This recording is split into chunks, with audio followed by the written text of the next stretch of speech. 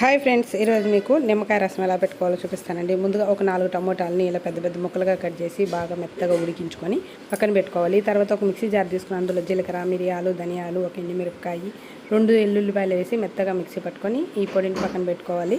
ఇప్పుడు మనం ముందుగా ఉడికించి పెట్టుకున్న టమోటా ముక్కల్లోని వాటర్ అంతా వంపేసి ఈ టమోటాలు వేడిగా ఉంటాయి కాబట్టి పప్పు గుత్తుతో ఒకసారి ఇలా మెత్తగా ఎనుపుకొని తర్వాత నీళ్లు పోసి చేత్తో బాగా మెత్తగా పిసికి ఈ నీళ్ళని వేరొక గిన్నెలోకి తీసుకొని ఈ వాటర్ని పక్కన పెట్టుకోవాలి.